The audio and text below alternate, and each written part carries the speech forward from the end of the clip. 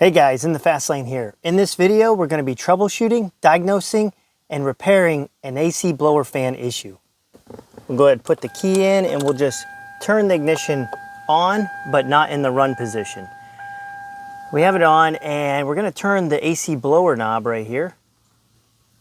And as you can see, nothing's happening. We don't have any air coming out. It's quiet. Now let's troubleshoot this. Now this issue has nothing to do with the AC compressor clutch.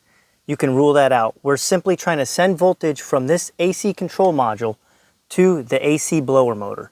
Go ahead and get yourself a digital multimeter. This one's real nice. It's a pen-like, gets in tight spots. Now what you're going to do is come over to the passenger side and you're going to go underneath the glove box. That's where the blower motor is, the AC blower motor. Now this is the AC blower motor right here. And this is the sending wire right here. This is the voltage wire. We need to unplug this. You just simply push on the sides and then it'll pull right out.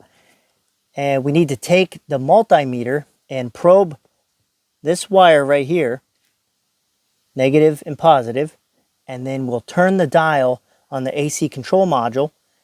And what we're going to see or need to see is we need to see it go from like 6 volts to 12 volts.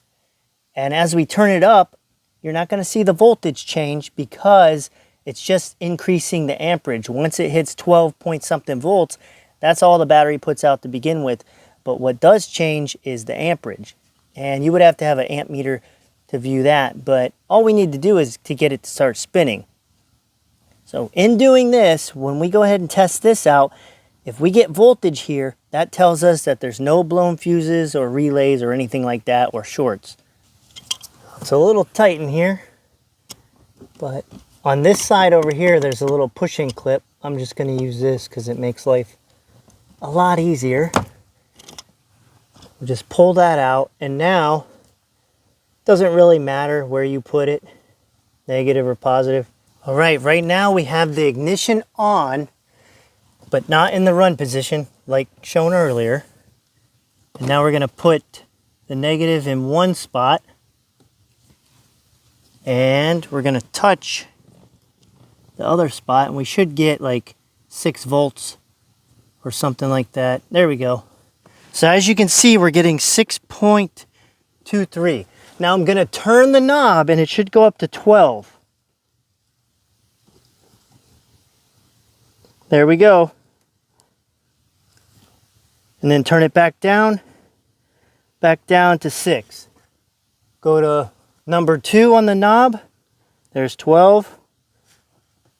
Go to 3, it shouldn't do anything different because we're already at the max the battery can put out, but the amps increase like I was mentioning earlier. Now we'll go back down to 1 and off, and there you go, 6.23 is the lowest. And if we turn the key off, there it is, 0. Now what this tells us is there's no fuse problems and there's no relay problems. It's simply a bad blower motor.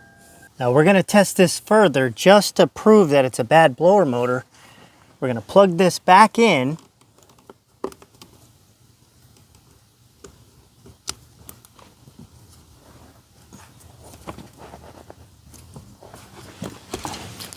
And now we're going to turn the key on, turn the blower motor on, and we're going to smack it.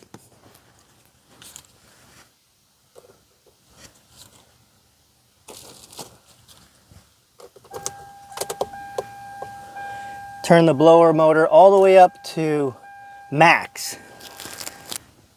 Now watch. That's the multimeter. Don't worry about that.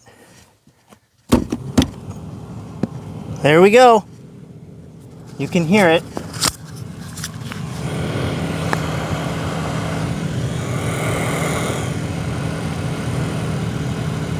Now that's how you can tell if you have a bad blower motor, but I'll show you some other things with fuses and relays of what to look for. Now to access the fuse I was telling you about earlier, we're going to come over to the driver's side. We're going to come right here and we're going to pull this panel off. It says fuse OBD. And if you look closely, you can see the fuse puller. And that's the fuse puller right there. I have it on the 10 amp fuse that you're going to want to pull and check. That fuse controls the AC control module and the fan blower, the AC fan blower. So pull it out and we'll check it. Now, looking closely, you can see how that fuse is still good. You can see right there. Go ahead and drop it out of this thing real quick. Have a look. If you look closely, you can easily tell that it's complete. There's nothing wrong with that fuse. Looks good. So we'll put it back in and we'll test. Just put the 10 amp fuse back in and we have it at level 4 on the blower motor. And as you can see, now we're getting 12 volts again. Now the 10 amp fuse is removed underneath the steering wheel. We have the blower motor set to number 4 max. And as you can see, we're getting no voltage. No voltage at all. That tells you that that 10 amp fuse does send voltage to this blower motor. So if that fuse goes bad, you're not going to get any voltage here. Now another thing that would indicate right away that that fuse is blown is these buttons right here. They won't work. They won't change, as you can see. And you won't get the AC button. That won't light up at all. Now for the AC blower relay, you're going to come underneath the hood in the engine bay and we're going to take off this fuse panel cap. And right here on the back, this is the relay. If you look at your diagram or schematics, you can see right here it shows the blower in the right corner. That is the AC fan blower motor right here. So we'll go ahead and pull that out. And it may be a little tricky. I got it halfway wedged out already, but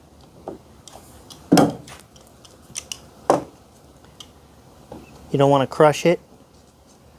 There we go. Got that pulled out.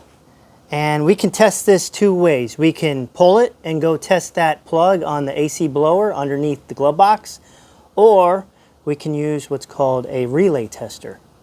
Now to make things easier, we can test it with the relay tester. And we'll go ahead and look at these legs. We have 2 going vertically and 2 going horizontally. 4 legs. So the first thing we'll do is we'll go with 4 pins. So there's 4 pins. We'll set it to 12 volts, but we'll do that last. Now you look right here and you can see that there's different slots. And this one is it right here. So we just simply put it in like this, all the way down. We go ahead and set it to 12 volts. And now we come over here and we hit test.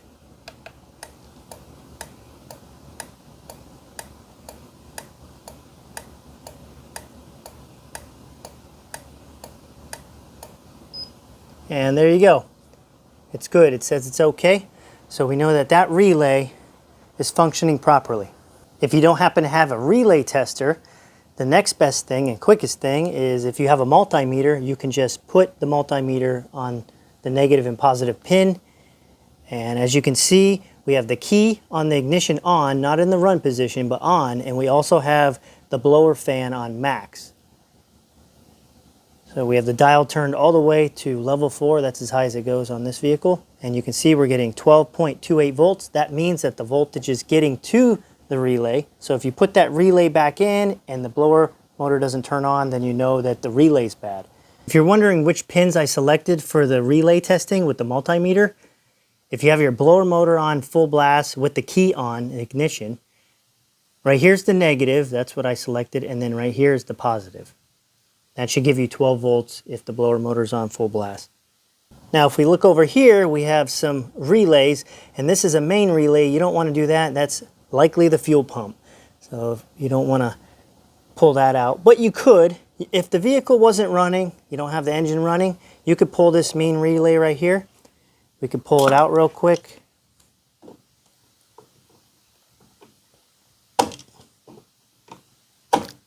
There we go. And as you can see, this one also has the same pin out.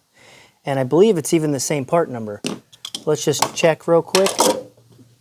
So that one is a J13A, and there we have it. So they're both J13As. You can swap these out. So you could take this one, and you could just swap it with that one. And we just heard it click. So the relay's engaged, and that will turn on your blower motor in there if it's not a faulty blower motor. Now there's only 3 screws on this blower motor. You got one right around here, another one here, and then one in the back. It's real hard to show, but you can get the idea.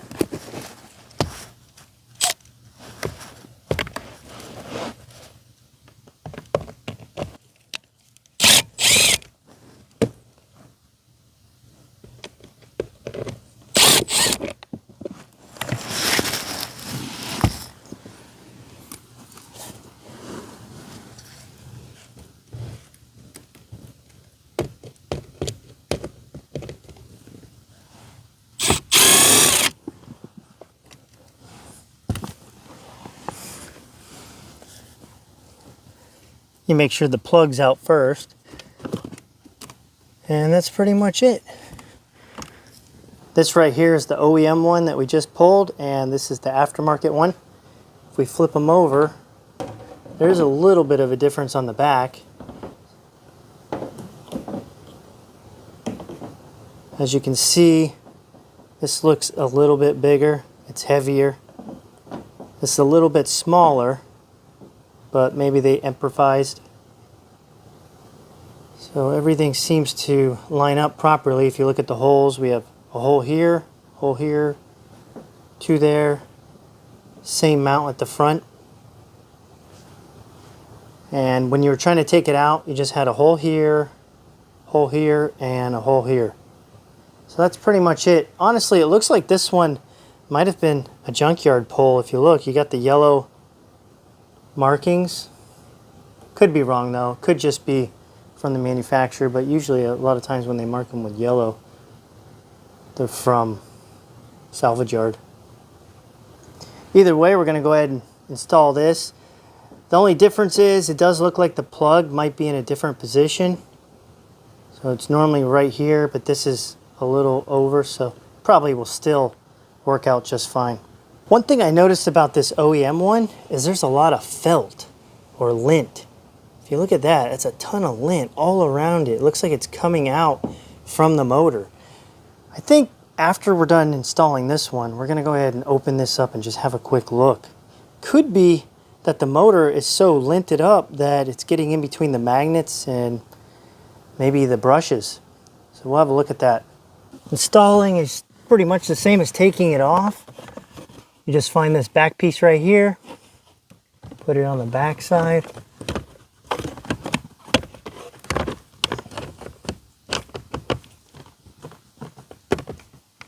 There we go.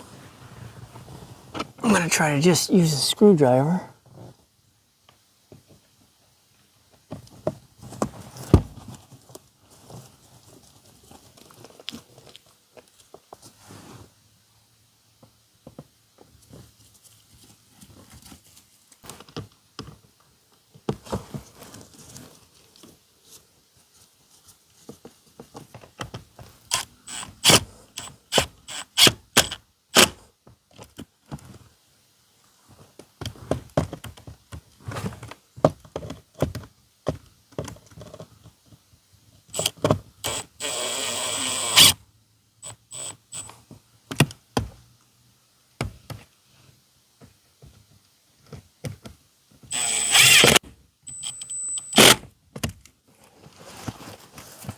And last, you just plug it in.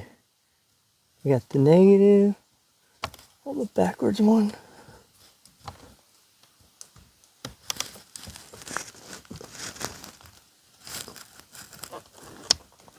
There we go. All right, we're just putting the key in. There it is.